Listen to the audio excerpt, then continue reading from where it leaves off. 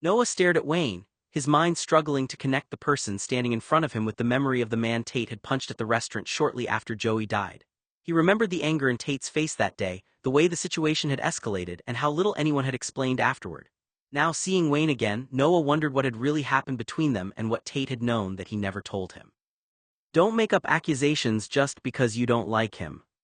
Wayne looked away, suddenly more interested in the glowing floor indicator than in Noah. The elevator continued its slow descent toward the lobby, the tension between them growing heavier with every passing floor. Just stay away from Tate, Wayne said, his voice strained.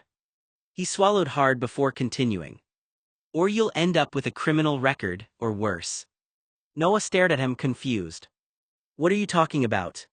Wayne shook his head. You and your perverted behavior. No law-abiding, God-fearing citizen wants to see it, and they certainly don't want anything to do with it.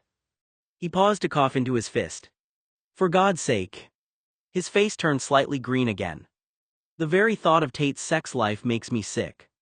The elevator chimed. Ding. The lobby door slid open. Wayne didn't wait another second. Why do you hate Tate so much? Noah asked. He never did anything to you. Why are you so determined to tear him down? Wayne let out a humorless laugh and slowly shook his head. You know, Noah, you really are a blind idiot. Noah's jaw tightened. But I guess that's to be expected. Wayne looked at him with open contempt. You always believe the best in people. You're blind to their flaws, blind to what they're really capable of. He took a slow breath, fighting another wave of nausea. And whatever else you are. He grimaced. You're disgusting. Noah didn't respond. You surround yourself with disgusting people. Wayne's voice grew quieter. Fortunately for you, that pervert is married now. He shook his head. I pity the woman who has to sleep beside him every night. His face went pale again. He pressed a hand against his stomach and swallowed hard. I'm done. He turned toward the elevator doors. I'm going home. He coughed into his fist. Before I vomit again. The elevator doors slid open and Wayne stepped out without another glance, leaving Noah standing alone with more questions than answers. Tate fucks himself, Wayne said bitterly. He fucks you over, he fucks everybody over, and now he's gonna fuck over that blind, naive, stupid wifey of his. Noah's face tightened. Don't talk about Chloe like that. Wayne let out a humorless laugh before groaning, one hand clutching his stomach. You guys are all a pair, you know that. You should just create your own show, like the Munsters, all the freaks in one place. He pointed directly at Noah. But you, Wayne sneered, you're the most disgusting one of all. You choose to be around disgusting men. What is wrong with you? Noah folded his arms across his chest. I don't know what happened to you, Wayne, but you're not making any sense. Wayne groaned again, pressing harder against his stomach. He only fucks himself, and by the looks of how much weight you've lost, he slowly shook his head, he's fucked you over too. Noah instinctively glanced down at himself before looking back up. You don't know anything about my life. Wayne gave a weak, cynical smile. Oh, I know enough. Apparently not, Noah shot back. Welcome to the party, Wayne muttered. He started limping toward the exit, then stopped and looked over his shoulder one last time. Oh, and don't forget to fuck someone else before you leave. Noah stared at him in disbelief. What is wrong with you? He asked quietly, seriously. Wayne coughed into his fist. And no, it wasn't weird asking about Talia. At this point, I wouldn't be surprised if you're fucking all of them. Noah's eyes widened. That's disgusting, he said. She's married to Tate's father. Get help, Wayne. Wayne only grunted, clutching his stomach tighter. Have a good night. He limped down the hallway without another word. Noah watched him disappear around the corner before letting out a long breath. He needs help, Noah muttered to himself, real help. The hallway fell silent. So is that why that rich family keeps you around? Wayne smirked. Because they get to fuck you. Noah's eyes narrowed. What the hell is wrong with you? Wayne ignored him. Have you fucked every member of their family? Because I wouldn't be surprised if you have. Noah took a step toward him. Shut up, Wayne. I actually thought you deserved better, Wayne continued, his voice growing bitter. At least I did before I realized you wanted to become one of Tate's family. Noah shook his head. You don't know anything about me. Wayne laughed weakly, then grimaced, pressing a hand against his stomach. Oh, I know enough. He took a shaky breath. Stay as far away from rich people as possible, unless you're profiting off them. Noah stared at him in disbelief. You've completely lost it. Wayne shrugged. You guys all deserve each other. He pointed at Noah one last time. But for fuck's sake, keep it away from decent people like me. Noah let out a short, incredulous laugh. Decent, he repeated. You just spent the last 5 minutes insulting me, insulting Tate, insulting Chloe, and accusing me of sleeping with half a family. If that's your definition of decent, I'd hate to see what you call cruel. Wayne opened his mouth as if to respond, but instead winced, swallowed hard, and looked away. Without another word, he turned and limped down the hallway, leaving Noah staring after him in bewilderment. Did he ever tell you why he kept you around? Wayne asked, stepping closer with a smug grin. The great Tate Blue, the golden prince of Lowe's Angels, did he ever tell you why he kept a penniless nobody like you around? Noah flinched. Wayne's smirk widened. Oh, he didn't. He laughed quietly. You probably think he kept you around because of your personality, your cute little hair, your sweet disposition. You think he looked at you and thought, what a wonderful person, I should help this poor little boy. Wayne shook his head. That's great. He chuckled again. It's actually funny when you think about it. Noah's stomach tightened. What are you talking about? Wayne tilted his head. You know, I'm almost tempted to tell you. He watched Noah carefully. I'd love to see the look on your face when you finally find out. Noah's expression faltered. Find out what? Wayne shrugged. Don't worry, it has nothing to do with who you are. He paused just long enough to let the words sink in. As far as I'm concerned, Tate only kept you around because he needed your body. That's all you were good for. Noah's face lost its color. You're lying. Wayne gave a dismissive laugh. Believe whatever helps you sleep at night. He leaned against the wall, still looking pale from being sick. And trust me, you should be grateful he never wanted a sexual relationship with you. Wayne grimaced. I'd rather die than sleep with Tate. He let out a bitter laugh. Although I have in a way. Noah looked at him confused. I slept with someone who had been with Tate. Wayne shrugged. So if you want to be dramatic about it, I guess that's as close as I ever wanted to get. He laughed to himself. Noah didn't. Wayne's words hit him harder than he wanted to admit. A flicker of jealousy crossed his face before he forced it down, refusing to let Wayne see how deeply the comments had stung. Wayne noticed the hesitation anyway. His smirk returned. I knew that would get to you. Noah looked away for a brief moment, then met Wayne's eyes again. You don't know a damn thing about my relationship with Tate. Wayne shrugged. Maybe. He pushed himself away from the wall. But one day you'll find out I'm not wrong. Wayne let out a bitter laugh. I slept with one of Tate's old lovers once. He smirked. The stories they told me, Tate is one weird dude. Wayne chuckled to himself. Actually, if you ask nicely, I might even tell you one of the things Tate supposedly did. Noah shifted uncomfortably. I don't want to hear it. Wayne ignored him. I once walked in on Tate fucking himself. He laughed. You haven't lived until you've seen that. Noah looked away. Stop.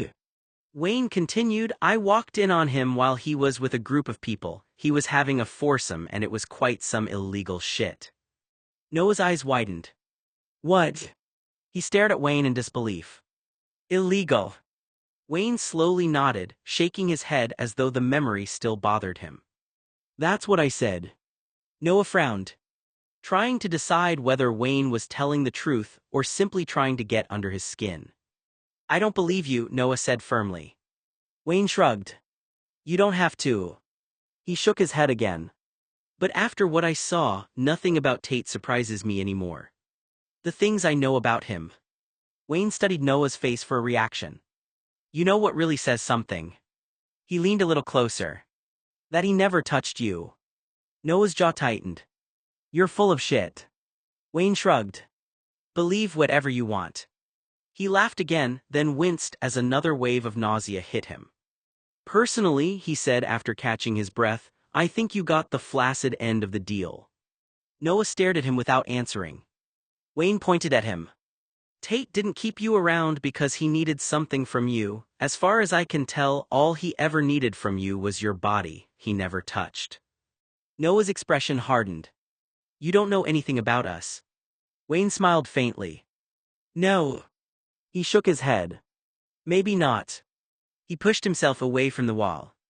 But if half of what I've heard is true, he gave Noah one last look, I'd count yourself lucky. Noah said nothing. When I met you at that cafe, Wayne said, the sports bar, after Uncle Joey Fuckabarely Legal S died. Wayne laughed. Noah flinched at the cruel nickname. Don't call him that, Noah said through gritted teeth. Wayne ignored him. I honestly thought you were Tate's lover, but then I figured out why you were really there. Noah frowned. What are you talking about? Wayne smirked. You should really get him to tell you. He pointed at Noah. Just make sure you're holding a wastebasket when he tells you. It's one of those things that'll make you vomit a few hundred times. Noah's stomach tightened. I don't know what game you're playing. Wayne shrugged. I could tell you, but then Tate would get really mad. A sly grin spread across his face. And then I wouldn't be able to buy the things I enjoy buying. He started limping toward the elevator doors before stopping one last time. Take care, Noah. He looked back over his shoulder. You should be more careful where you sleep. Noah's expression hardened. What the hell is that supposed to mean? Wayne gave him a knowing look. Tate's the kind of guy who waits until you fall asleep and then throws himself a little party, if you know what I mean. Noah flinched. What are you implying? He demanded. Wayne only smiled. You'll have to ask Tate. The elevator doors opened. I do have one question, Wayne said. Did you ever sleep with Uncle Joey or Tim? Noah's face instantly became pale. He looked horrified. What? He whispered. Wayne smirked. Come on, everyone in town has. Noah stared at him in disbelief. What the hell is wrong with you? And since you weren't related to them, Wayne continued, I'm surprised they never made a pass at you while you were staying in their house. Noah took a step back. No. His voice was quiet but firm. No, they didn't. Wayne shrugged. You know, Joey had a reputation, Tim. He waved his hand dismissively. He kind of floated both ways. Noah clenched his fists. I said no. When you're rich, Wayne continued, people think they can have anything they want. He looked Noah up and down. And trust me, if I were a rich guy looking at you, I'd assume somebody had already tried. Noah shook his head. You're sick. Wayne ignored the comment. Years ago when I was 18, he said, I saw Joseph at a party. He asked me when my 18th birthday was and I told him about the week before the event he and I fucked, but I don't really think he was interested in me. He laughed to himself.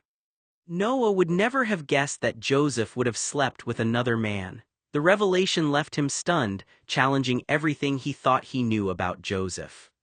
So I don't believe you when you say nothing ever happened. Noah's breathing became uneven. I'm telling you the truth. Wayne's grin widened. There's just no way Joseph Blue never made a pass at you. He slowly shook his head. There is no way in hell. Noah looked genuinely shaken now. I lived in that house for years, he said. Nothing like that ever happened. Wayne studied his face for a long moment, then smirked again.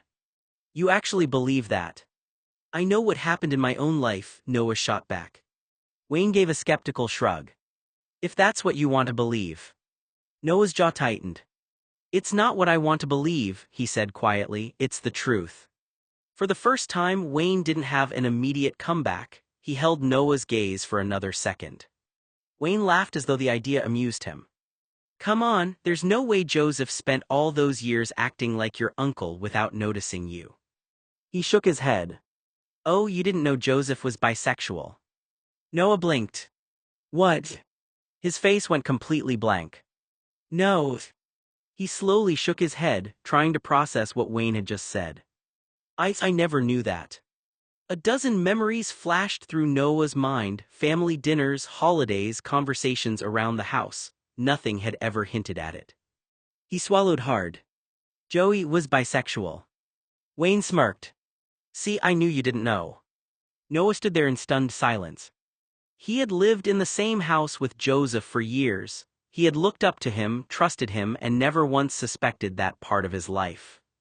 I don't, Noah murmured. I don't know what to think. Wayne shrugged. Everyone in his family but Talia knew. Noah's voice trembled.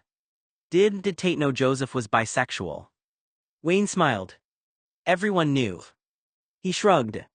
Talia didn't, but that's because she's blind to anything that doesn't fit her traditional view of the world. Noah's eyes widened. Did Tate know? Wayne nodded. Pretty much. He leaned against the elevator wall. People in that family didn't make a big deal out of it, they just knew. Noah stood there trying to absorb what he was hearing. So Tate knew all those years. Wayne smirked. Oh, absolutely. He gave a dismissive wave of his hand. I've met enough rich people to know they all have their secrets. Some keep them hidden, some are open about them, and some just don't care what anyone thinks. Noah swallowed hard. I never knew. Of course you didn't, Wayne replied. Nobody was going to tell you. He chuckled to himself. Now Tate, Wayne said thoughtfully, I could never quite figure him out for years. He scratched his chin. Then I finally decided what I thought. He looked directly at Noah. Trust me, honey, Tate's a pretty traditional guy. Wayne shrugged. As far as I could ever tell, intimacy made him uncomfortable. He rolled his eyes. The only person Tate ever seemed completely comfortable with was himself. Wayne let out a dry laugh. And that's fine by me. He grimaced, still looking pale from being sick. I just don't want to hear about it.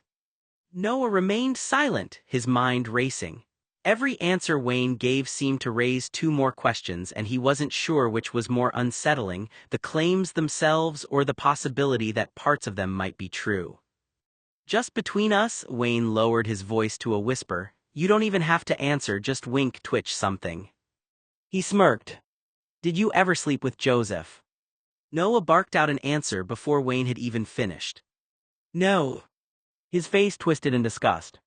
He was my uncle, that's disgusting. Wayne looked unconvinced. Sure, he said with a skeptical laugh, there's no way Joseph saw you as his nephew. He shook his head. Something else maybe, but a nephew, never. Noah's jaw tightened. You didn't know him. Wayne ignored him. Joseph didn't see people like you as anything but objects. I mean, he went through practically every attractive twink and bitch age 18 or older he met, especially after he moved to that godforsaken state of Arizona. Noah stared at him. You're lying. Wayne shrugged. Believe whatever makes you feel better. He folded his arms. That's the thing about people, Noah. Everyone you think is a nice person has secrets. They've got a past. They've got skeletons in the closet. He paused. So, when you tell me nothing ever happened with Joseph or Tim? Wayne smirked. I don't believe you. Noah glared at him. I don't care whether you believe me. I'll pretend I do, Wayne replied with a cynical smile. A moment of silence passed. But of course, Wayne continued, studying Noah's face, you wanted to be with Tate, didn't you? Noah's eyes narrowed. What? You and half of Lowe's angels. Wayne grinned mischievously. What if I told you I'd been with Tate? Noah's face instantly turned red. His stomach dropped. A flash of unmistakable jealousy crossed his expression before he could hide it. Wayne caught it immediately. Oh, he said, pointing at Noah with a grin, there it is. Noah clenched his fists. What did you just say? For a brief second, he looked ready to punch Wayne. Wayne burst out laughing. Gotcha. He pointed at Noah again. You're so easy to wind up. He shook his head, still laughing. You believe anything? Tate and I have never slept together because Tate doesn't find people who know everything about him attractive. Noah's expression remained hard. Wayne wiped a tear from his eye. No, he said at last, I've never been with Tate. He paused with a crooked smile. At least, not that I remember. Noah didn't laugh. He simply stared at Wayne, no longer sure where the lies ended and the truth began. He gave a dismissive laugh. At least not that I'm aware of. Noah remained quiet, still trying to reconcile Wayne's claim with the man he thought he knew. Sure, Wayne said with a smug smile. I couldn't tempt you to come home with me. Noah stared at him in disbelief. What? Wayne shrugged. I'm good at what I do. He gave a small laugh. And now that Tate's no longer in your life, he wouldn't even have a reason to be jealous. Noah immediately recoiled. The thought alone made his stomach turn. Even if Tate wasn't part of his life anymore, the idea of betraying him that way still felt wrong. If Tate ever found out I did something like that, Noah started, his voice tightening. He stopped himself. Wayne noticed. Interesting. Noah's expression hardened. Get away from me. Wayne smiled. No. I said get away from me. Noah's voice was sharper now. I've never betrayed him like that. Wayne laughed. That's the funny thing about you, Noah. You always think loyalty means something. Noah glared at him. But Tate, Wayne continued, Tate betrayed you all the time. He did things behind your back and you never even knew. Noah looked away, refusing to give Wayne the reaction he wanted. You don't know what you're talking about. Wayne shrugged. Maybe. He started walking toward the elevator doors. Maybe not. He glanced back one last time. Have a good life.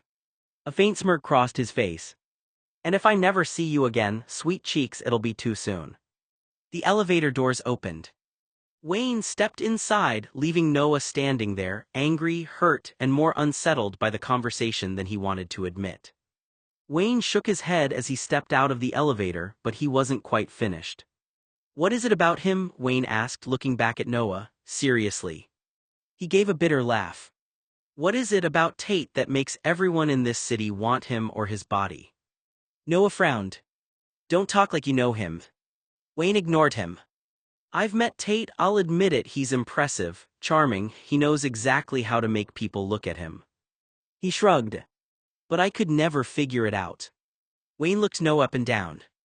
You could have anyone, Noe. Noah's expression hardened. Don't call me that. Wayne continued anyway.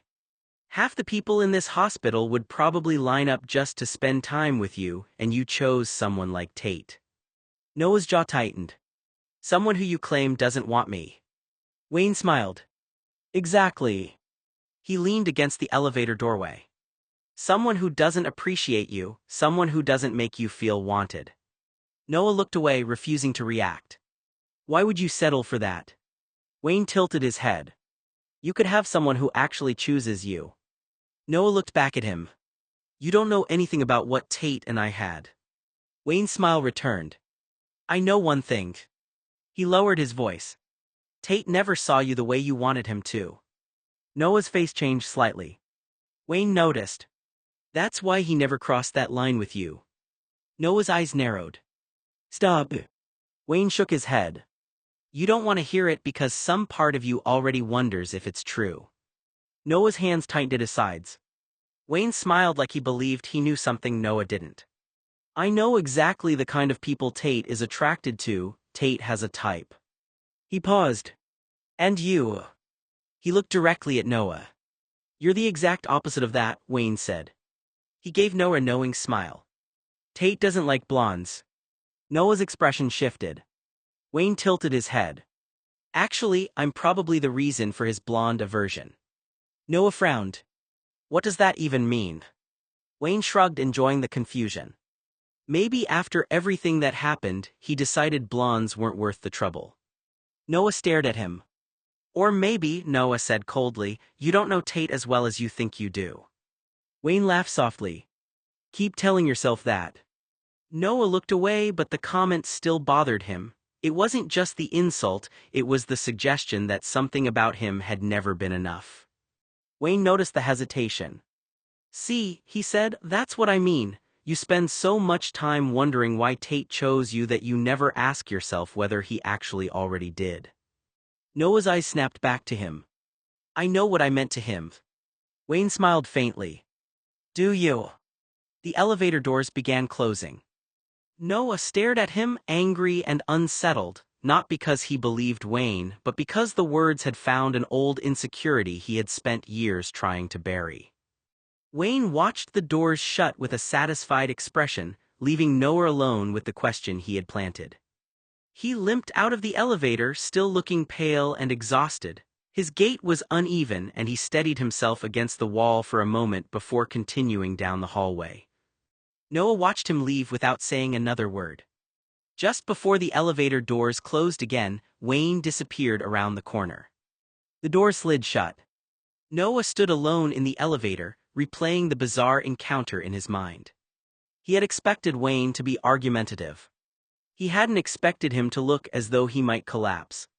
Sunday night dinner arrived with its usual rhythm, cars pulling in within minutes of each other, doors opening, familiar voices filling the house before anyone even made it fully inside. Andrew arrived right on time, nearly in sync with Jack and Anna, the timing so precise it almost felt coordinated. Inside, the kitchen was already warm with activity. Andrew had slipped easily into helping Talia, moving plates into place, adjusting cutlery, and carrying the roast chicken to the center of the table with steady hands. He worked quietly, efficiently, no hesitation, no need for instruction, as if he had always belonged in that routine. Talia glanced at him once as he set down the serving dish. "Thank you," she said. "Of course," Andrew replied. They moved in tandem for a moment longer, placing sides, aligning glasses, small adjustments that made the table feel complete. Noah was absent again for the family dinner. The empty chair at the table had become impossible for everyone to ignore. Talia glanced toward it more than once, trying not to make it obvious. She had hoped that after everything, after all the conversations and all the explanations, Noah would eventually feel comfortable enough to come back. But he didn't. The food sat untouched in front of the empty place setting. "He said he wasn't coming," someone finally asked. Talia nodded quietly. "He needs space." The words sounded reasonable, but everyone at the table knew there was more to it than that. Noah wasn't skipping dinner because he was busy, he wasn't forgetting, he wasn't making an excuse. He was making a choice. After years of feeling like he had to accept whatever Tate decided, whatever the family needed, whatever everyone else expected from him, Noah had finally stopped showing up when showing up hurt too much. Talia looked at the empty chair and felt a painful mixture of sadness and understanding. She missed him. But she also knew forcing him to come back would only prove the very thing he was trying to escape, that his feelings mattered less than everyone else's comfort. Across the table, the silence grew heavier. No one said it out loud, but everyone understood. Noah's absence wasn't about dinner. It was about everything that had happened before he stopped coming. Noah stayed away because of Tate. It wasn't the dinner itself, it wasn't the food, the family, or the house. It was the questions. Every time Noah walked into that room, he knew someone would eventually bring up the wedding. "Why didn't you come? Why couldn't you support Tate? How could you miss such an important day?" Nobody seemed to understand that Noah had already explained himself. He had told them why he wasn't going. He had told them what Tate's actions had done to him and why pretending everything was fine felt impossible. But instead of hearing him, people kept trying to make him justify his pain. And then there were Tate's friends.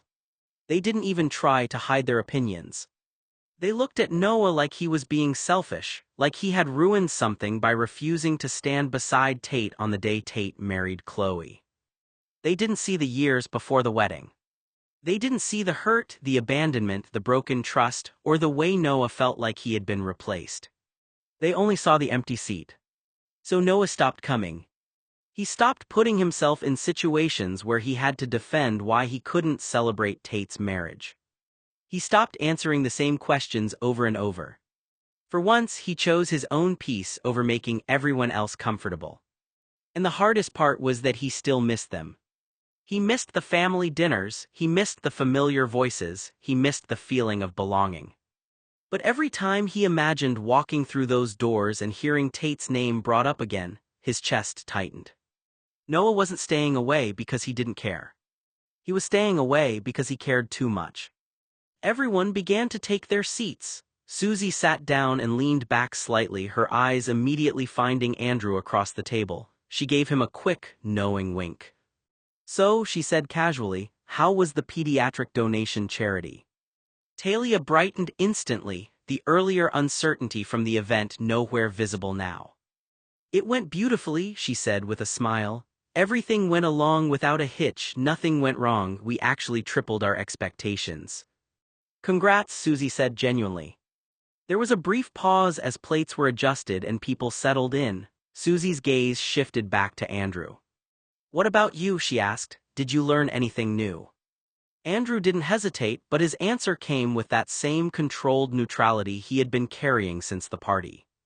Actually no, he said. Susie's eyebrow lifted slightly. It was a very interesting party, Andrew added, taking his seat.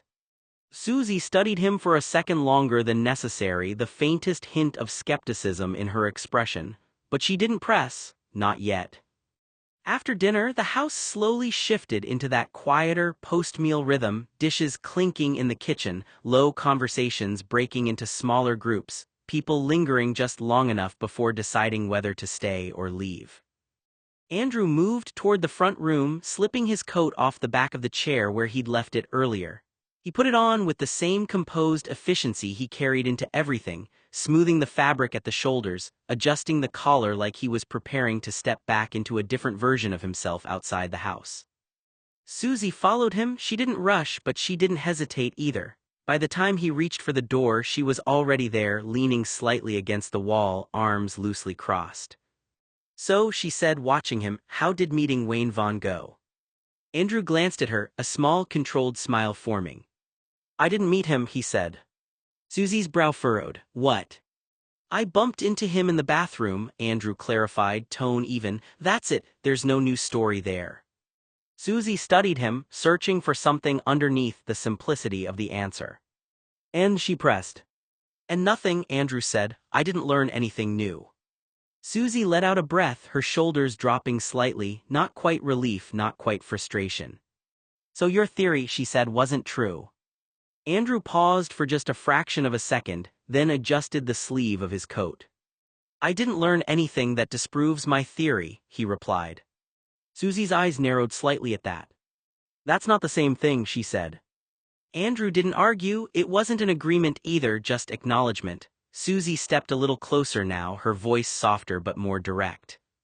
Are you going to tell me what your theory is? She asked. Andrew looked at her for a moment, his expression unreadable, not guarded in an obvious way but deliberately withheld. Not yet, he said, it's still in its infancy. I need more information, history, and different points of view before I reach my conclusion. Susie held his gaze, clearly unsatisfied. Andrew. But he was already reaching for the door. I'll see you later, he added, calm as ever. Then he stepped out into the night, the door closing quietly behind him before she could push the conversation any further. Susie stood there for a moment longer, staring at the closed door, the unfinished conversation hanging in the air like something that hadn't decided what it wanted to become yet. A week passed and the silence from Andrew didn't resolve into anything clearer, it just settled into something more deliberate. Susie stared at her phone longer than she meant to before finally calling him. It rang twice. Hey, Andrew answered, his tone even like he had expected the call. Hey, Susie replied, packing slowly across her living room. Do you have a minute? I do, he said. There was a brief pause, the kind where both people knew exactly what the conversation was about before either of them said it out loud. So, Susie started, are we going to pretend last Sunday didn't happen, or are you finally going to tell me what your theory is? Andrew exhaled quietly. Susie. No, she cut in, not sharply but firmly enough to hold the line. You don't get to deflect this again. You walked into that party with a plan, you used Talia to get to Wayne, you followed him into a bathroom, don't tell me there's nothing there. Andrew didn't respond immediately. I didn't use Talia, he said finally. I asked her for a favor so she would introduce herself, that's not the same thing. It is when she doesn't know why, Susie replied. A pause. Andrew shifted slightly on the other end of the line. I told you I didn't learn anything really new. That's not what I asked, Susie said. I asked what your theory is. Another pause longer this time. Andrew spoke carefully. I'm not ready to share it. Susie let out a quiet, incredulous breath. You've had a week. And I still don't think it's responsible to say it out loud without more confirmation, he said. I have hundreds of hours of interviews, behavioral observations, and information analysis ahead of me before I can reach a responsible clinical understanding of what I'm dealing with. He closed the file in front of him. Dr. Xavier has always advised me of one important rule: don't fall in love with your own theories before the evidence supports them. He paused. Until I have at least 99% of the relevant information, my conclusions remain hypotheses. My responsibility is not to judge anyone involved. My responsibility is to understand the dynamics, identify the patterns, and determine how this situation can be helped in the healthiest way possible. So you do need confirmation, she said quickly. I said more confirmation, Andrew corrected.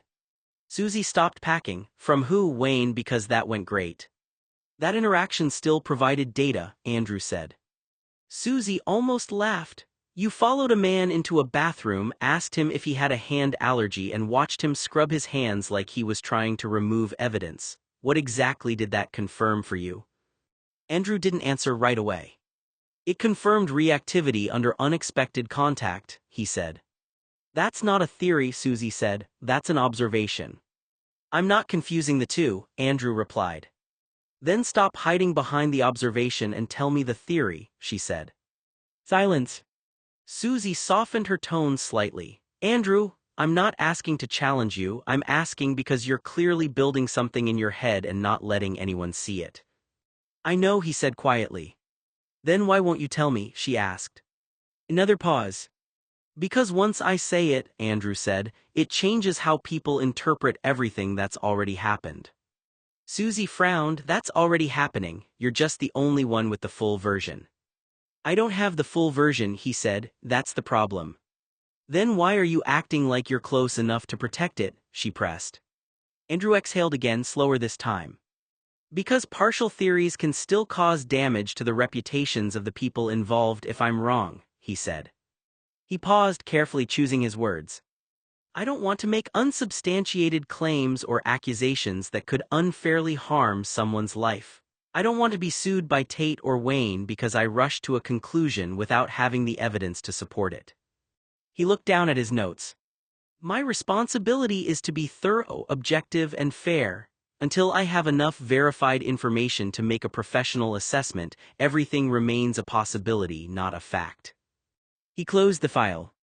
The last thing I want to do is create more damage while trying to understand the situation. Susie shook her head even though he couldn't see it.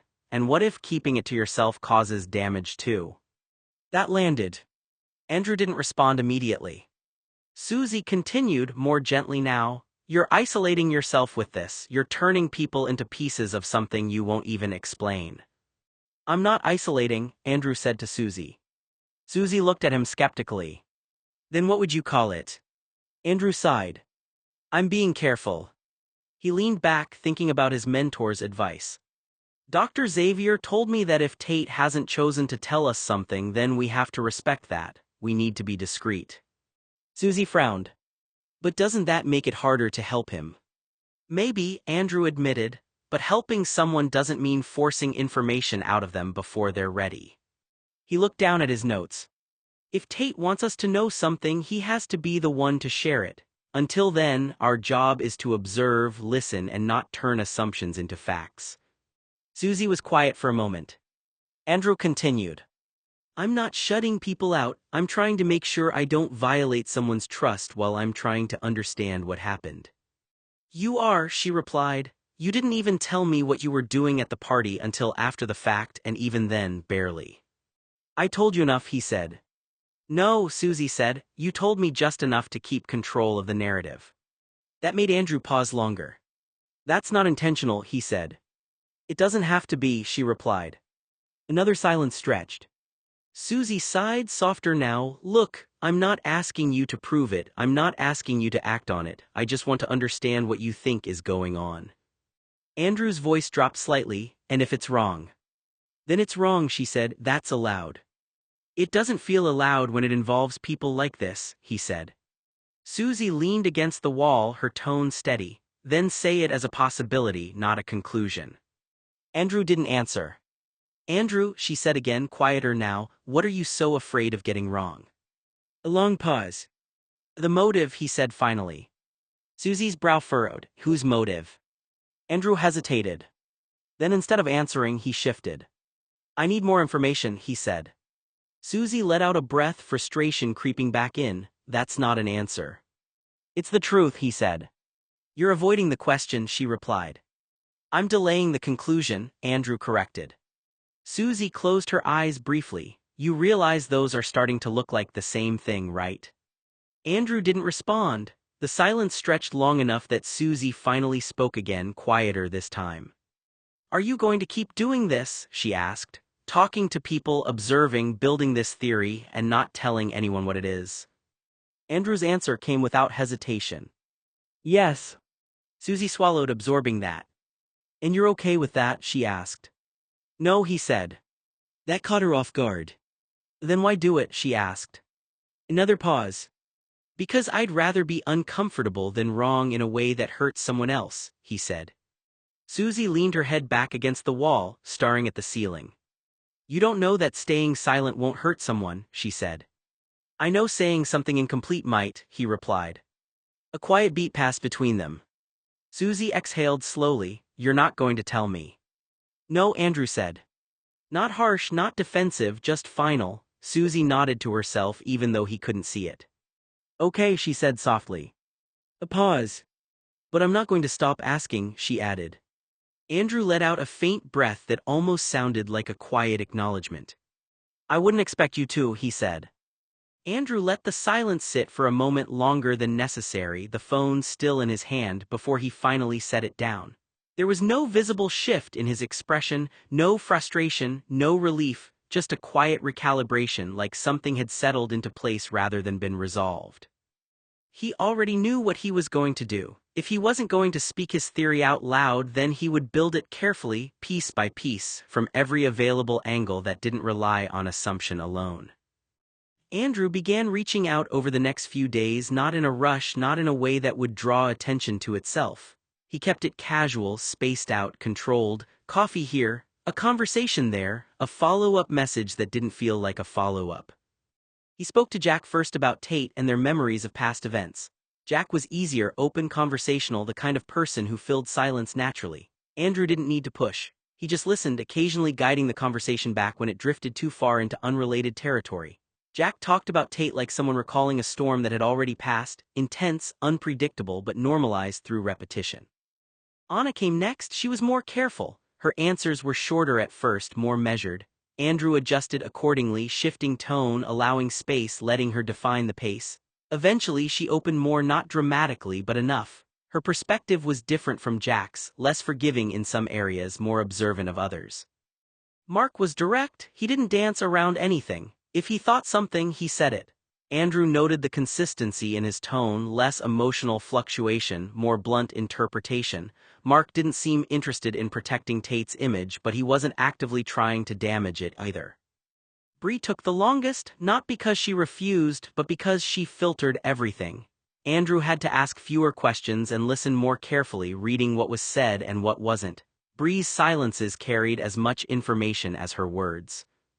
Over the course of the month, Andrew spoke to all of them, every person Noah had ever referred to as part of his circle, individually in isolation without cross-contamination of stories. He kept their accounts separate in his mind, resisting the urge to merge them too quickly. He asked about everything, not just the obvious incidents but the smaller moments, patterns, reactions, behaviors that seemed insignificant at the time but might not be in retrospect. He asked what they saw, what they heard, what they ignored, what they remembered differently after the fact. And slowly a structure began to form, not complete, not clean, but consistent in ways that mattered to him. There were overlaps in behavior, repeated reactions under different circumstances, emotional responses that didn't always align with the situation but aligned with something deeper. Andrew didn't rush to finalize anything. He let the inconsistencies exist alongside the consistencies. He let the gaps remain open, except for one, Noah. Andrew hadn't spoken to him once, not because he forgot, because he saved him for last. Noah wasn't just another perspective, he was the center of it, the one person whose account wasn't just observational but lived. Proximity changed everything. Bias, yes, but also access to moments no one else saw. Andrew knew talking to Noah would be different, and he also knew he didn't want to do it, not because he couldn't, because it would force something from theory into something closer to reality. Still, a month had passed, and avoidance had a limit, so one evening, without overthinking it any further, Andrew drove over. The house looked the same as it always had, nothing in the exterior suggested anything had changed. Andrew walked up to the door and stood there for a moment, not hesitating exactly but aware. Then he knocked, not loud, not soft, just enough, and waited.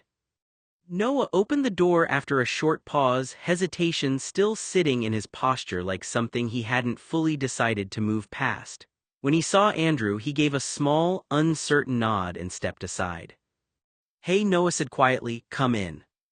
Andrew entered with calm familiarity, the kind that came from long observation rather than comfort. He always noticed things in spaces like this, the way people kept their routines even when they were uneasy, the way silence filled gaps faster than words did. Noah shut the door behind him and moved automatically toward the kitchen. "You want tea?" Noah asked, already reaching for the kettle. "Yes," Andrew said, "Earl Grey if you have it." Noah gave a small nod. "Yeah, I do." The kettle clicked on, the sound was sharp in the quiet room. Andrew stayed standing for a moment, hands loosely at his sides, watching Noah move through the familiar motions. Then he spoke, careful and measured. "I'm sorry to come here like this," Andrew said, "but I need to ask you about Tate." Noah froze mid-motion over the tea cozy. "I don't want to talk about Tate," he said immediately, voice tightening.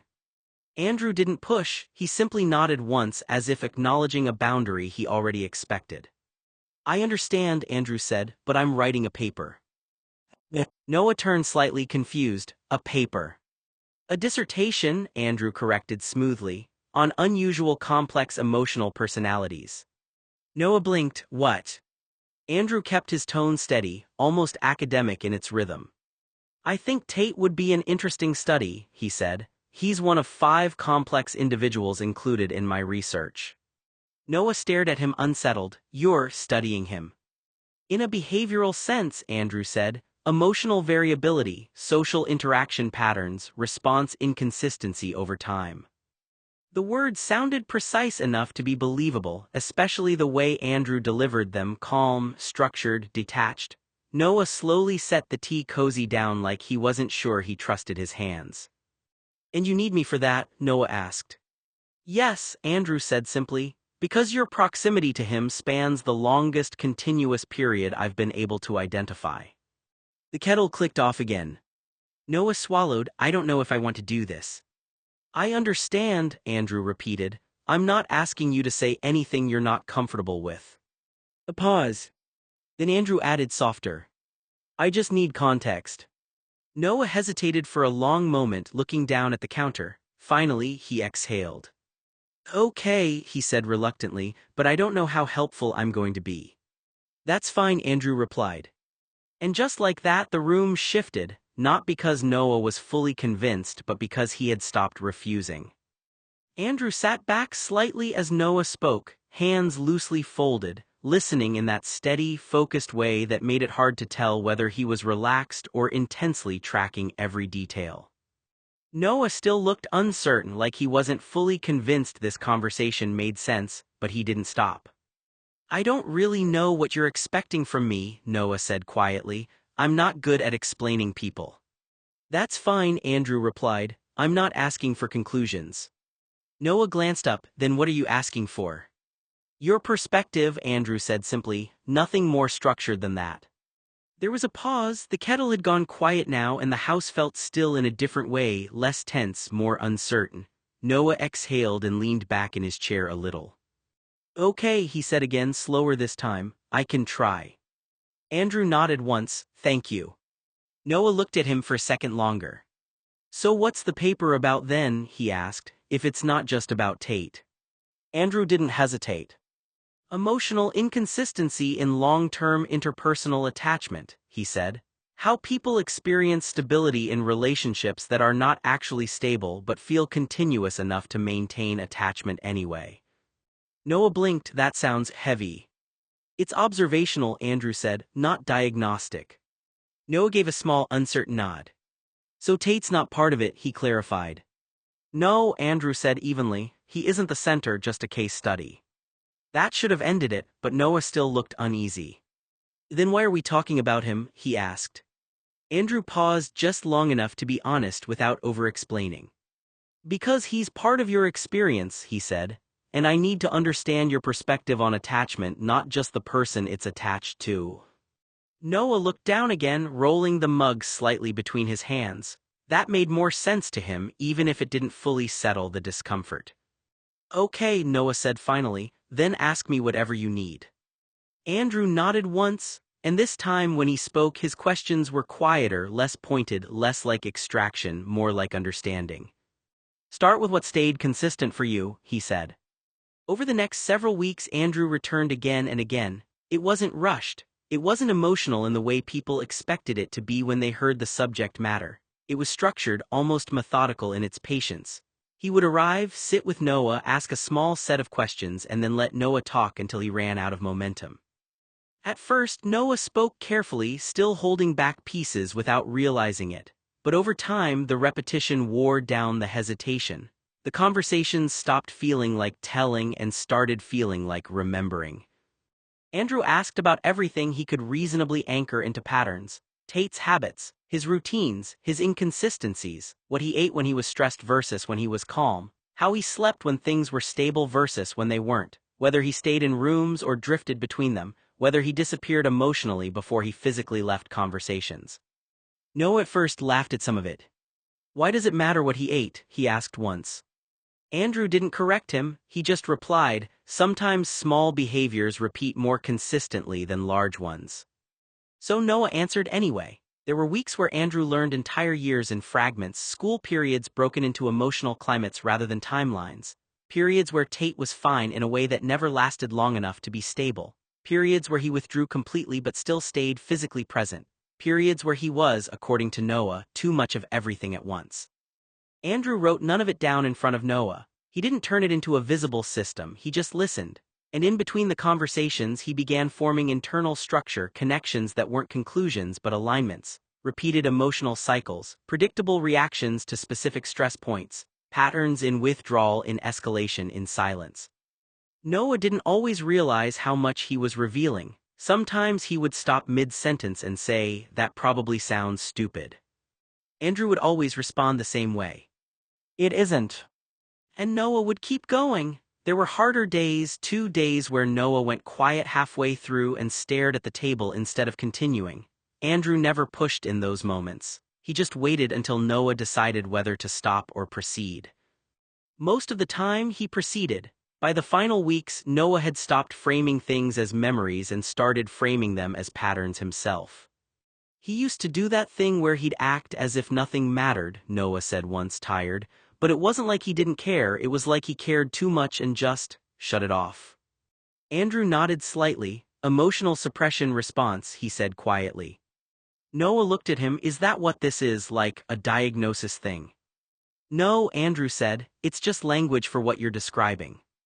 That was the closest he ever came to labeling anything, and Noah slowly stopped asking. Eventually, there was nothing left to revisit that hadn't already been said in some form or another, not because the story was complete but because it had reached its usable limit for memory. On the day Noah finally said, "I think that's everything I can remember," Andrew didn't immediately respond. Andrew just sat there for a moment, processing in silence, then he nodded. "Thank you," he said. Noah looked relieved in a way that surprised him. "Did it help?" Noah asked. Andrew paused briefly. "It helped establish consistency," he said. Noah gave a small, tired laugh. "That sounds like a yes and no answer." "It is," Andrew admitted.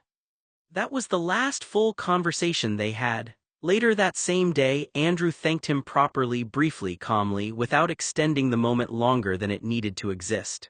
And then he left. That evening, Tate was scheduled to return from his honeymoon. The timing sat in Andrew's mind without needing emphasis. The only piece that remained unaddressed in his understanding wasn't Noah anymore. It was Talia. Andrew expected polite, surface-level anecdotes, forgettable dinners, vague compliments, maybe a few rehearsed stories about Tate's charm. That's not what he got. Andrew also called Madison, who spoke first, almost eagerly, unraveling memories with a kind of breathless intensity, describing how Tate could make a room feel smaller, more intimate, like everything revolved around whoever he chose to look at. Tina followed with something sharper, less romantic. She talked about inconsistency, the way Tate could be deeply present one moment and completely unreachable the next, as if he operated on a different emotional frequency than everyone else. Emily lingered the longest on Noah. She barely spoke about her own time with Tate without circling back to him, to the strange gravity between them, the unspoken hierarchy where everyone else, knowingly or not, came second. What struck Andrew wasn't just that all their stories overlapped, it was that they aligned.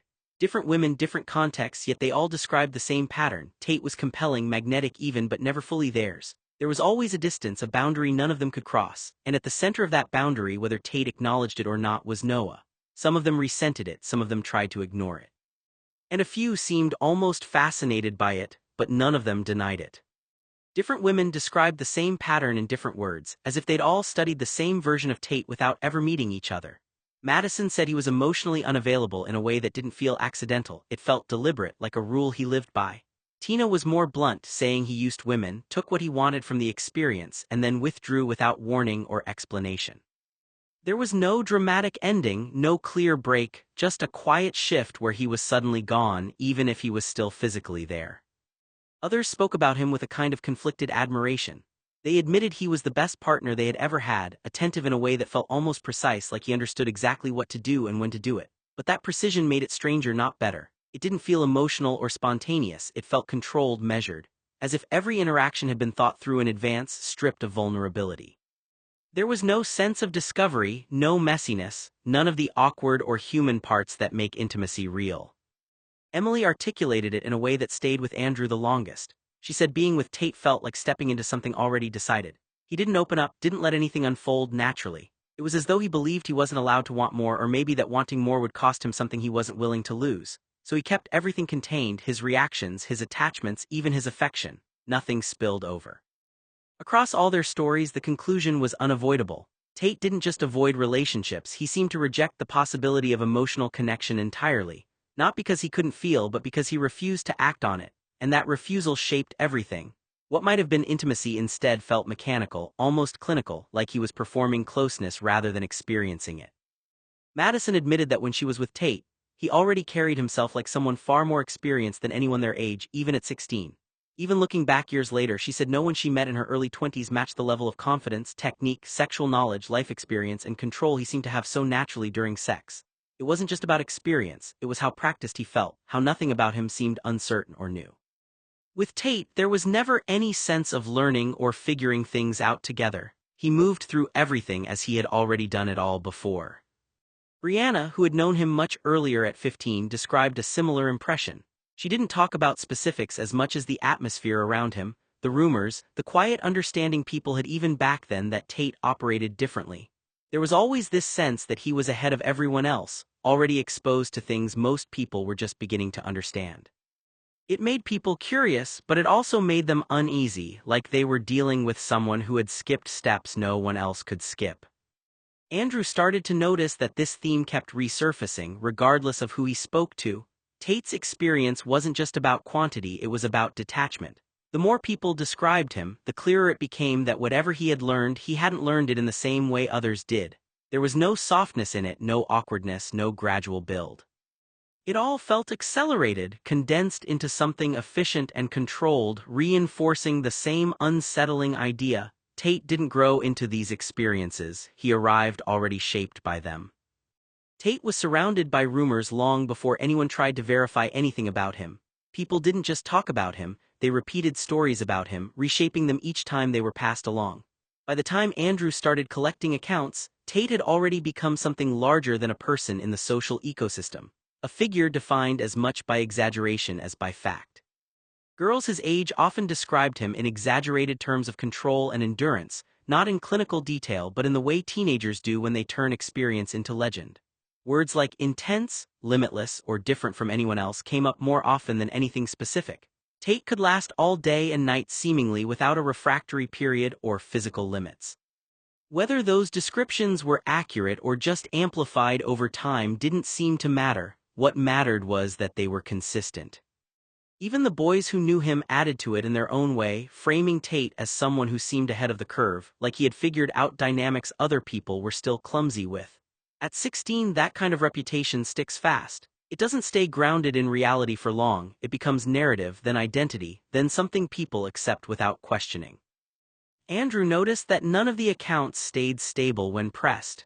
They shifted, softened, or became more symbolic than factual, but together they formed a clear picture. Tate wasn't just known for what he did, he was known for what people believed he was capable of. The stories about Tate had spread through the halls of his high school and around town for years. People whispered that Tate didn't only date locally. Whenever he traveled, rumors followed him.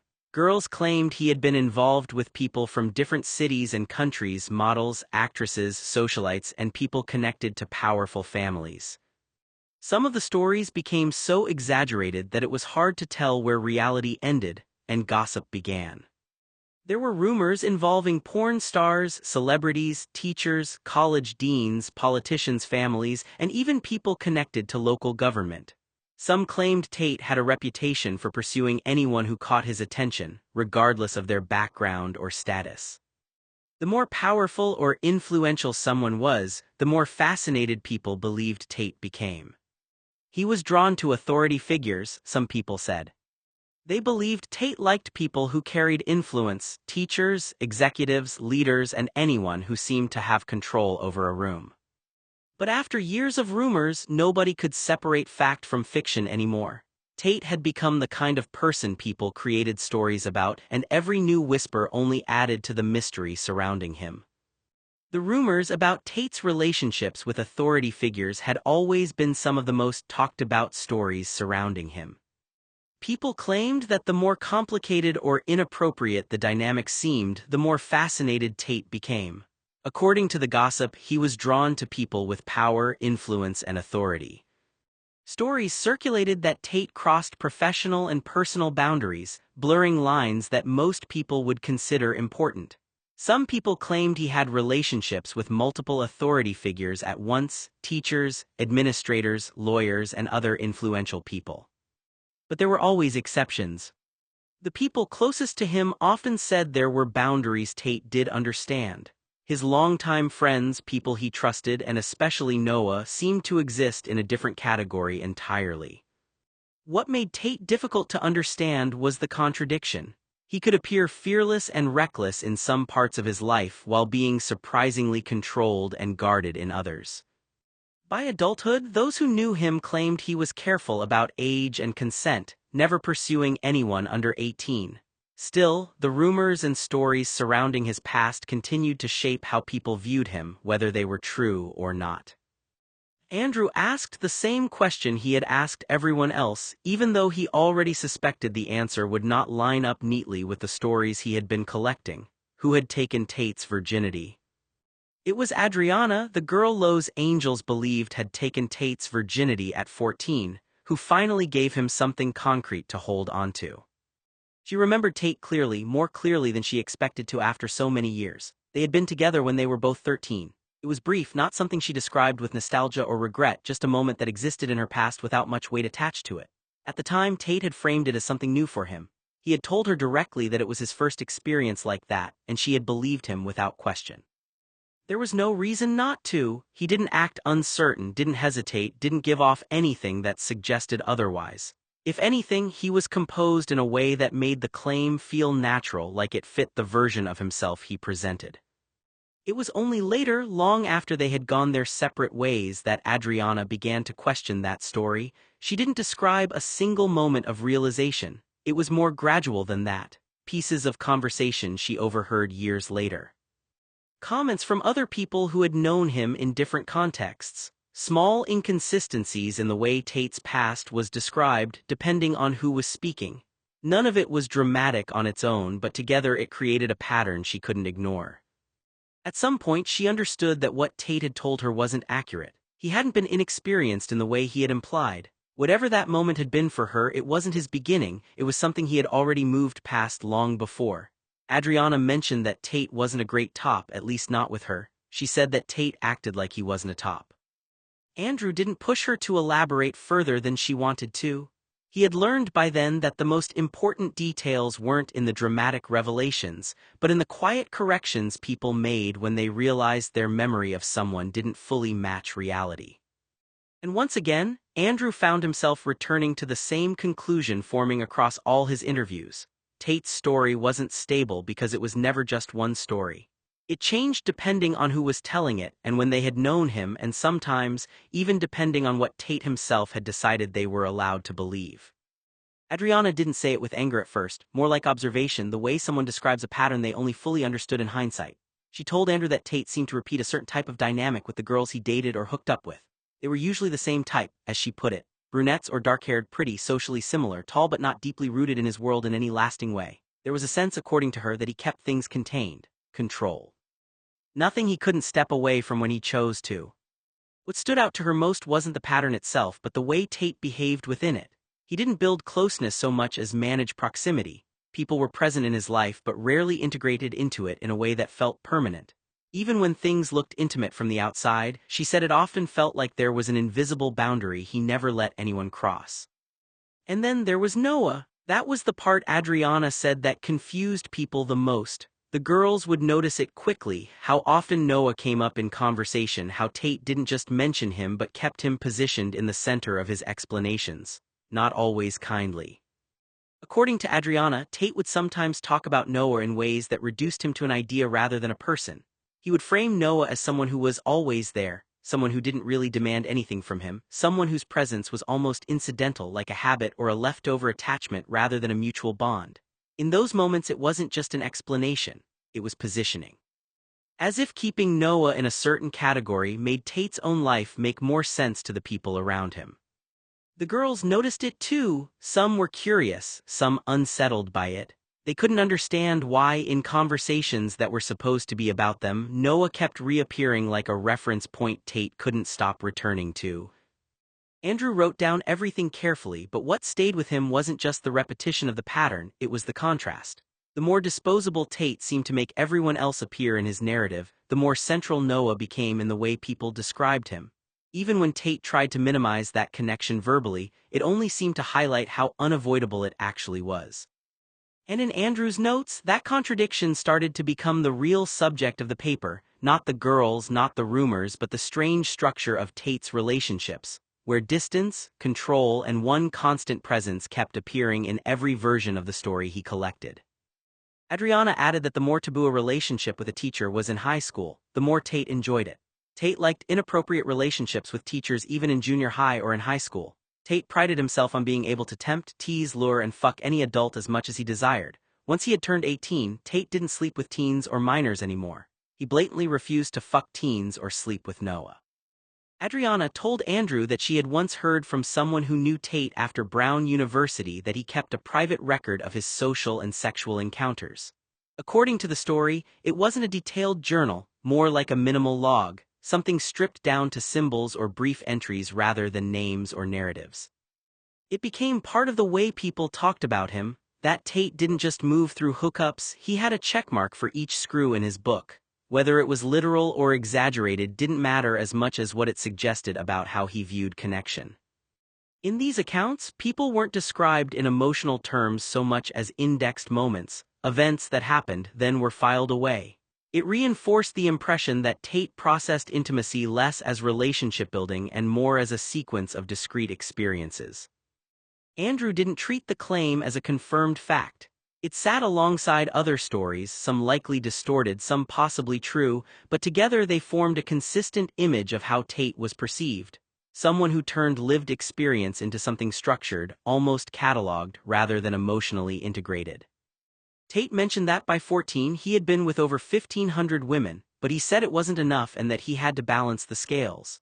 She didn't ask him what that meant because he glared at her and told her to roll over, shut the fuck up, and spread her legs. Tate didn't even act like the people he slept with had any capability for a long-term relationship. "What do you think he meant by balancing the scales?" Andrew asked. Adriana was quiet for a moment on the telephone. "I haven't the foggiest idea," she admitted. and honestly, I didn't dare ask him after he yelled at me. Andrew leaned back, listening carefully. He acted like every girl he was with was part of some kind of assignment, Adriana continued, like he was completing a job. Andrew's expression changed slightly. A job. That's what it felt like, she said. I don't even think it was his idea. It sounded like he was repeating someone else's words, like he was reciting something he'd been told. She paused. But that's just my interpretation. It may or may not have actually been what was happening. Andrew wrote something down. Did he ever explain what he meant? Adriana gave a nervous laugh. I asked him how many women he needed to be with. Andrew looked up. And he said, the population of New York City and Los Angeles put together. Andrew went silent. You thought he was joking. Of course I did, Adriana replied. I was young. Who at my age would think someone was being serious when they said something like that? Andrew slowly lowered his pen. The statement bothered him not because it proved anything, but because of the way Adriana described it. Not desire. Not excitement. A task. A responsibility. A performance. He looked over his notes again. Did he seem happy? Andrew asked. Adriana hesitated. No. That answer stayed with him. Andrew had expected stories about Tate to reveal arrogance, impulsiveness, or recklessness, but this was different. The idea that Tate might have been acting out someone else's expectations, or trying to satisfy some internal obligation, raised an entirely different set of questions. Andrew sighed quietly. Adriana confessed that Tate mentioned he had never been in a long-term or short-term relationship with any women even at the age of 26. Tate had never had a girlfriend until Chloe. Tate never desired one. He had never wanted a wife or any compulsory symbol of status. He liked fucking women he didn't deem worthy of his time once the sun came up. Women who tried to stay in his bed, Tate would always kick them out with his own foot. He said beds were for sleeping and that cars were for sex. Adriana said what stood out more than anything was not just what he claimed, but how he behaved around attachment in general. He kept clear boundaries and resisted anything that looked like emotional permanence. Even when people around him seemed to want continuity or closeness, he maintained distance. She described him as someone who separated physical presence from emotional involvement entirely. If someone expected lingering intimacy or continuation of the moment, he would disengage quickly, as if returning things to order after they had gone out of balance. To Andrew, the pattern was becoming familiar. Tate consistently resisted being placed into traditional categories: partner, boyfriend, husband, even close attachment.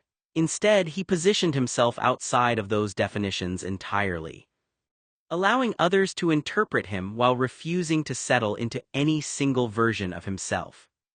Adriana remembered one of the last conversations she had with Tate clearly, not because anything dramatic happened, but because of the shift in his expression when she asked what it would be like if he ever had a girlfriend. For a brief moment, his composure changed. It wasn't anger or defensiveness, it was something closer to unease, like the idea itself didn't fit anywhere in the way he had organized his life. When he answered, he insisted he had no desire for a traditional relationship. He spoke in broad terms, saying he didn't see himself fitting into those expectations. Adriana also felt something else underneath it, less certainty than control, like he was holding a line he didn't want to cross. She said there was an undercurrent of fear in how he approached attachment in general. Not fear of people themselves, but of what closeness might require from him or what he would lose. It wasn't just romantic relationships he kept at a distance. Friendships, too, seemed to be something he completely avoided rather than entered into freely. Tate implied, in a way he didn't fully spell out, that once connections became personal or sustained, they became difficult to navigate. So instead of allowing them to form naturally, he kept things impersonal and sexually clinical.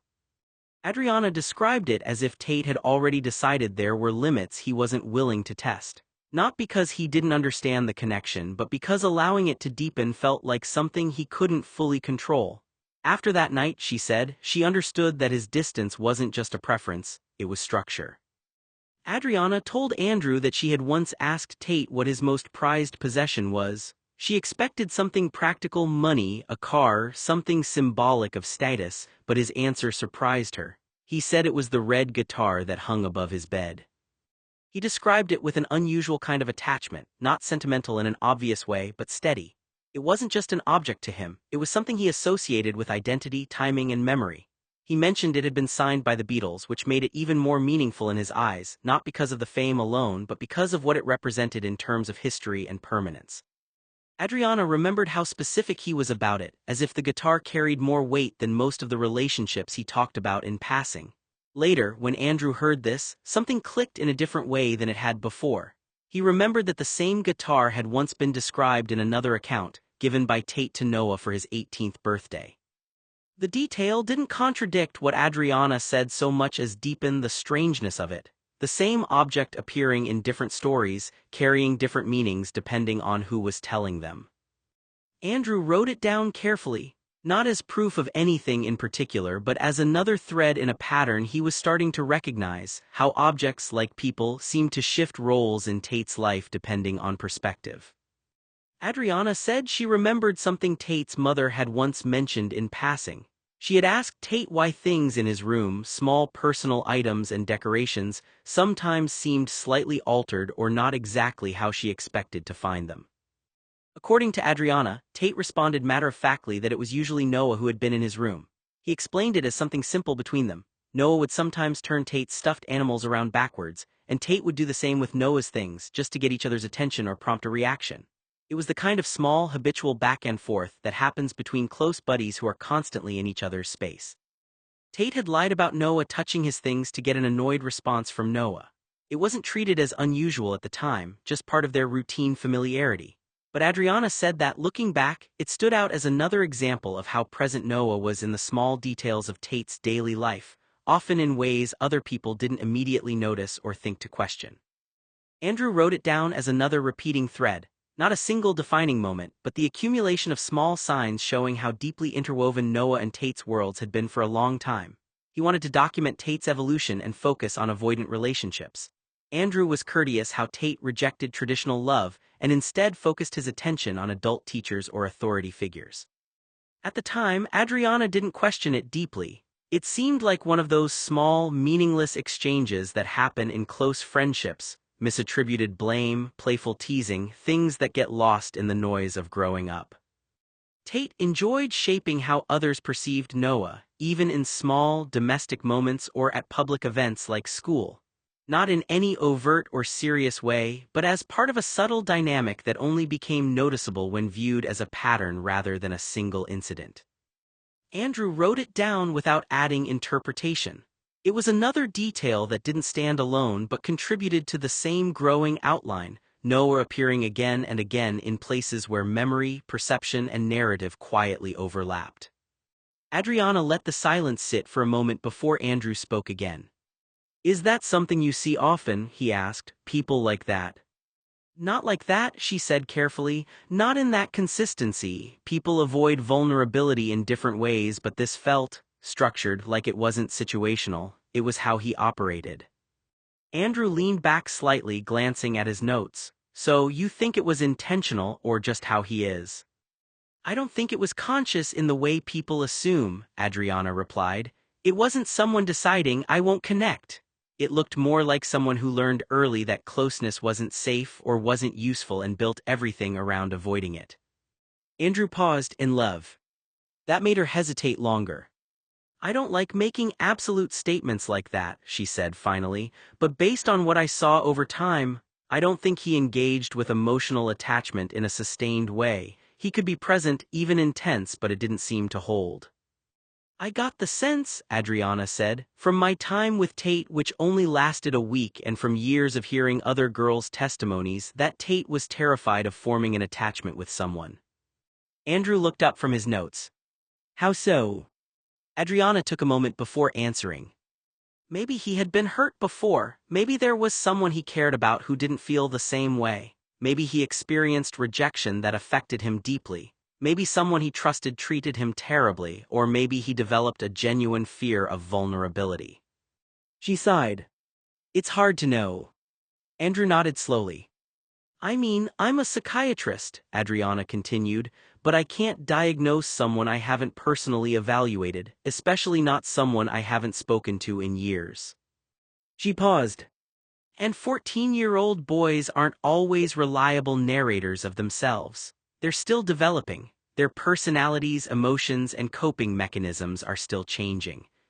Andrew looked back at his notes. But the patterns you noticed.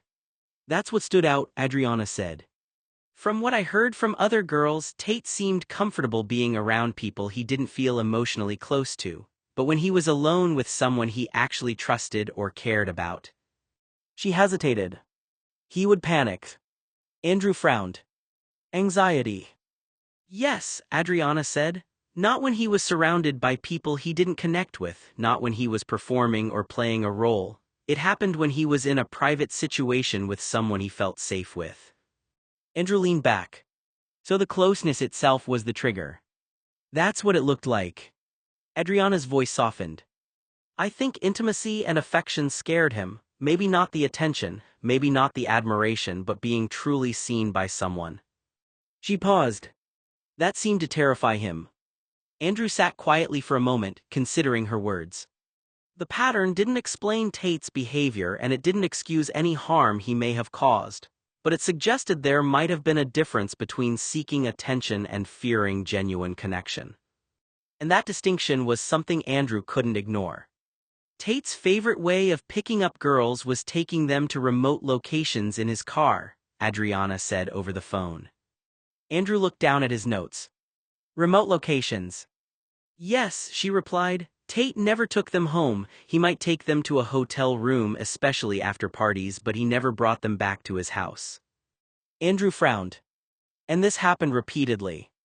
From what I heard, yes, Adriana said, Tate seemed drawn to those isolated places. Almost every time he was with someone except Emily, he ended up taking them somewhere like that. Andrew paused. Do you think that was his preference? Adriana was quiet for a moment. No. Andrew looked up. No. I got the feeling it wasn't really about the location itself, Adriana explained. I don't think Tate actually loved remote places. Then what was it? I think he was recreating something. Andrew leaned back. Something from his past.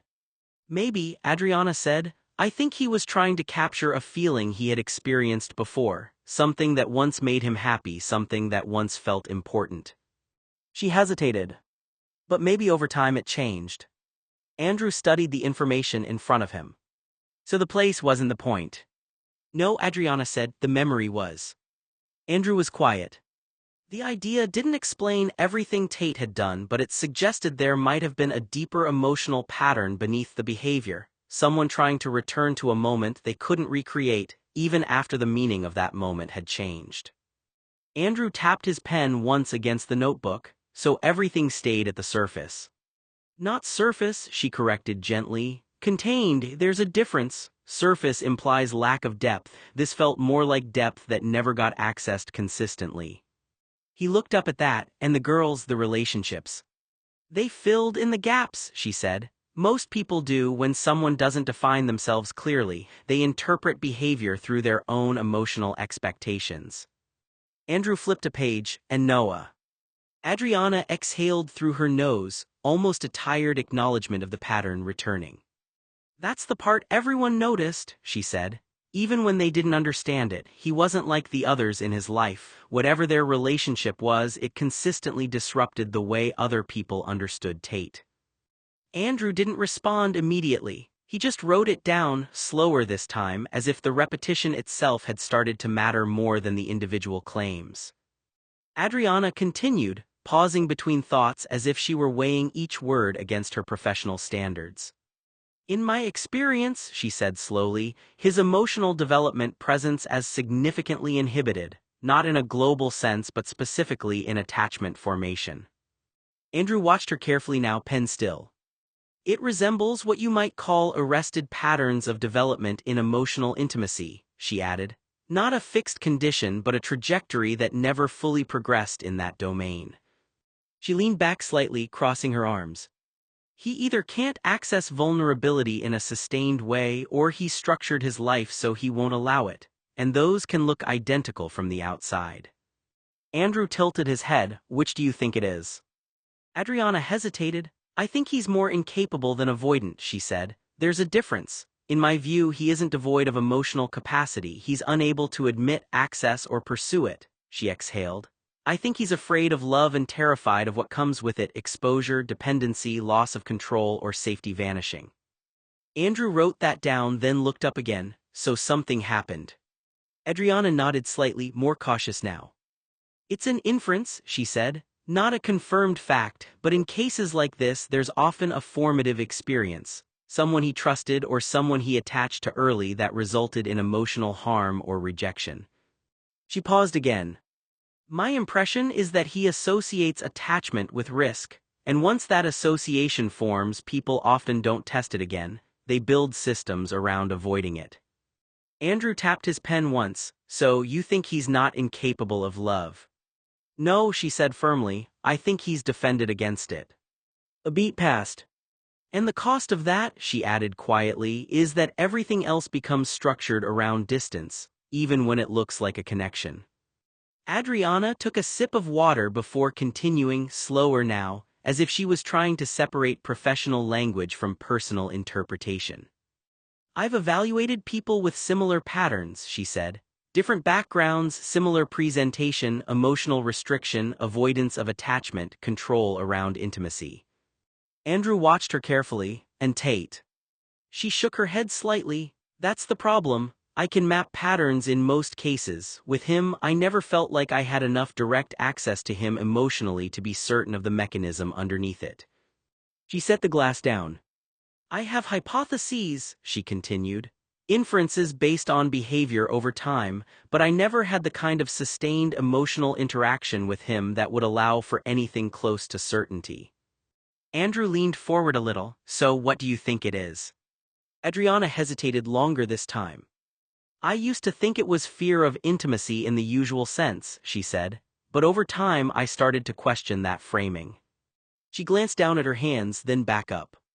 I don't think it's fear of relationships themselves, she said. I think it may be fear of misjudgment, fear of investing emotionally in someone he perceives as unsafe, unstable, or wrong for him. Tate is so terrified of engaging in sex with someone he loves that he experiences panic attacks during sexual activity.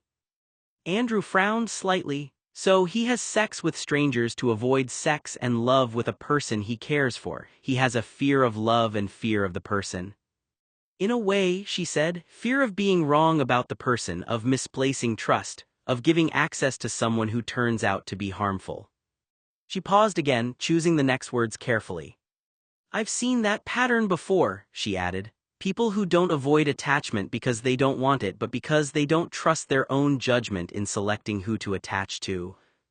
Andrew wrote that down slowly. In the absence of I love you, he asked. That part is observation, not interpretation, Adriana said. I never heard him express it in any context I witnessed or heard about directly. A quiet beat passed.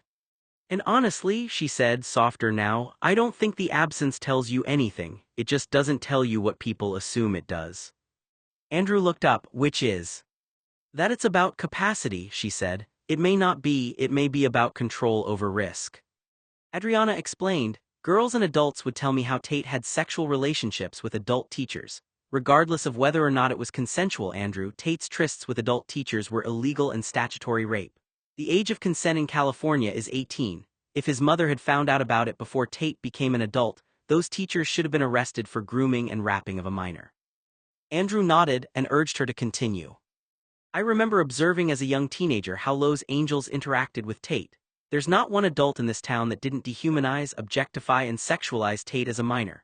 Even though the adults only visually and vocally sexualized Tate, it's still terrifying and utterly disgusting how adults and authority figures Tate knew saw him not as a human being but as a sexual object. The entire town counted down until Tate's 18th birthday, when it was socially and legally acceptable to seduce a barely legal adult. I cannot imagine what it was like for Tate to grow up in that kind of environment, where sexualizing a minor is unfortunately normalized. It's unforgivable. No wonder Tate doesn't want a consensual, long-lasting, satisfying sexual romantic relationship as an adult. He probably has never had one. Most of the adults he's met in 26 years saw him as a piece of meat or as selected sexual parts, not as a person who deserves respect, space, and compassion. Andrew nodded slowly, still looking down at his notes. I think, he paused, weighing his words, I may have stumbled onto something that changes the way I'm reading all of this. Adriana looked at him more directly now, and what would that be? He hesitated, off the record. She gave a small nod, off the record. Andrew exhaled. I met someone connected to Tate's earlier social circle in New York, he said. A man named Wayne Vaughn. He knew Tate back in the early 70s, or at least claims he did. Adriana didn't interrupt, but her expression tightened slightly. There's been tension between them for years, Andrew continued. Bad blood, hints of physical violence, or unresolved conflict. I met Wayne in public, already aware of these ill feelings. He tapped the edge of his notebook. But after speaking with Wayne, Andrew said carefully, I didn't come away with clarity. If anything, it made things more complicated. Adriana tilted her head slightly. How so? After meeting him in person, I believe Wayne is a blackmailer and extortionist of rich people, Andrew admitted. There are inconsistencies, omissions, things that don't align cleanly with what others have said, especially about the vile things Wayne says about Tate. If Wayne has something on Tate, Wayne would own Tate indefinitely. I think Tate is paying Wayne off so that Rat keeps his mouth shut. Tate must have done something scandalous, maybe has an embarrassing secret, or was involved in an unfortunate experience.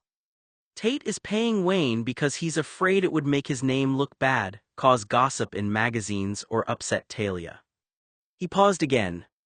And my professional impression, he added more cautiously, is that Wayne's a highly strategic storyteller unless financially silenced. The kind of person who shapes narratives to serve his own position. Adriana watched him for a moment. So you think Wayne's reliable? I think, Andrew said, choosing each word, that he has incentives that make full transparency unlikely. Perhaps everything Wayne knows is some mixture of truth, exaggeration, and distortion.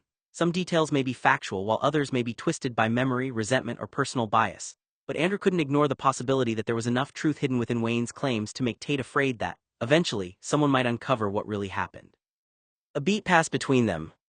And that matters, he continued, because if even part of what he said is distorted, it affects how we interpret everything else around Tate. Adriana leaned back slightly. That's always the problem, she said quietly. Once you introduce conflicting narratives, you stop evaluating a person and start evaluating competing versions of them. Andrew closed his notebook halfway. And I don't know which version is closest to the truth yet, he admitted. Andrew spoke more quickly now, as if the pieces were finally aligning in his head. What Noah told me about that restaurant incident fits the broader pattern I've been tracking, he said. At least from my perspective, the way Tate spoke to Wayne, it wasn't just personal tension, it felt like leverage in the background of the conversation. Adriana didn't respond immediately. Andrew continued, there was also a comment made, something about Tate saying he could speak to Wayne's mother about what was going on. It stood out to me. He paused, choosing his words more carefully. I can't tell if it was a literal statement or a warning, he admitted.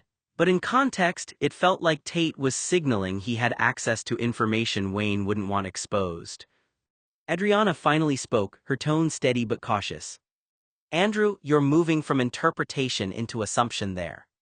I know, he said, but the consistency is hard to ignore. The idea that there's information being protected and pressure being applied indirectly that shows up across multiple accounts. Adriana exhaled softly.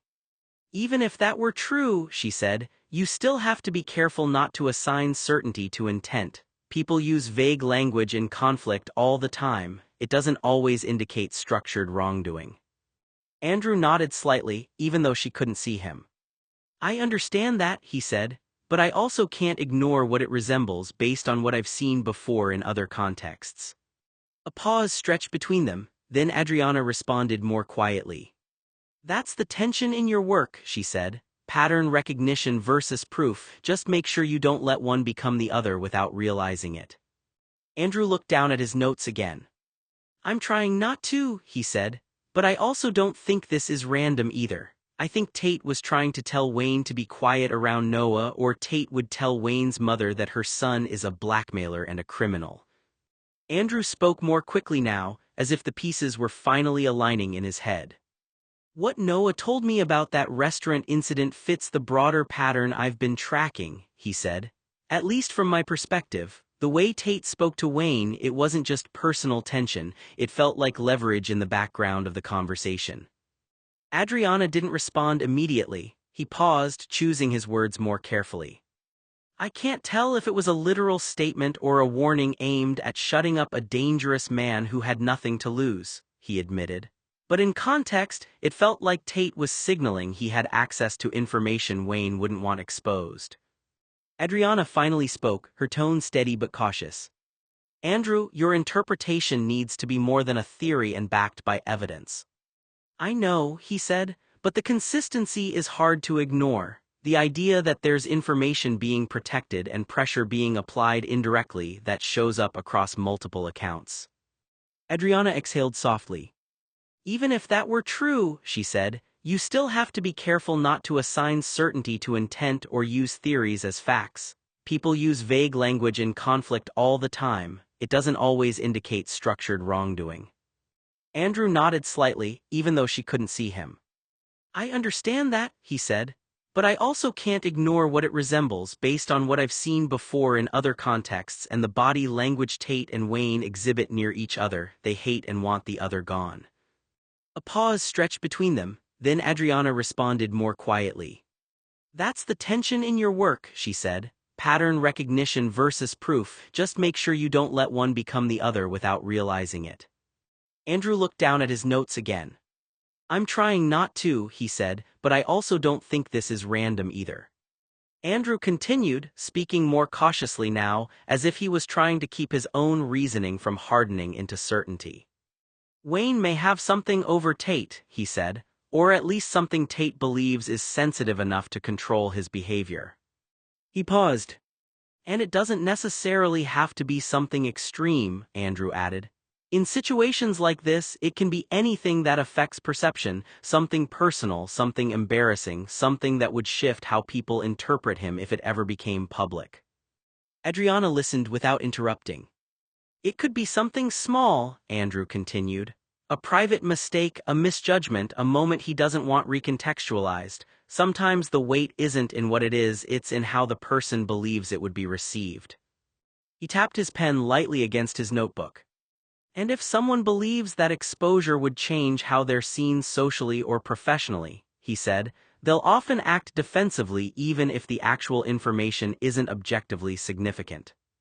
Adriana finally spoke, her tone steady. That's a reasonable framework, she said, but you're still working in probabilities, not confirmations. I know, Andrew replied. But the behavioral pattern still stands. There's pressure, there's avoidance, and there's a consistent effort to control what information moves between people. Adriana let out a small breath. And you think that's enough to conclude leverage exists? I think it's enough to say something is unresolved between them, Andrew corrected. I'm not ready to define what it is yet. A brief silence followed. Then Adriana said quietly, that's the most responsible version of that interpretation you've given so far. Andrew didn't respond right away, he just looked back at his notes as if trying to decide which parts of the pattern were signal and which parts were still noise. Any step Tate made, Andrew thought, couldn't be treated as an ordinary mistake. Tate wasn't just another private individual. He had become a public-facing figure, closely tied to influence, wealth, and reputation in Los Angeles circles.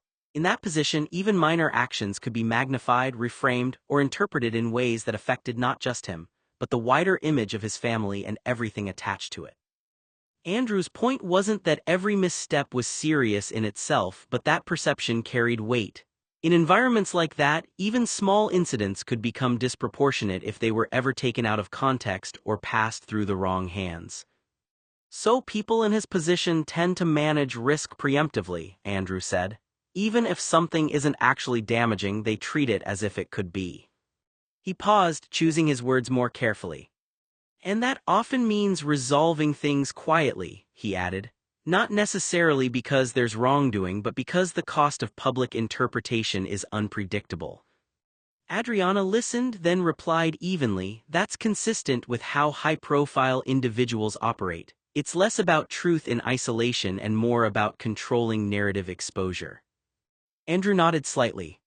"Exactly," he said. "And in that kind of system, even ambiguity can feel like a threat, so people act early before ambiguity becomes something else entirely." Andrew gave a small, uneasy smile, as if trying to settle his own theory into something more reasonable. "Tate isn't the kind of person who would do something overtly illegal or criminal," he said. "At least not in the way people are imagining. That doesn't fit what I've seen of him."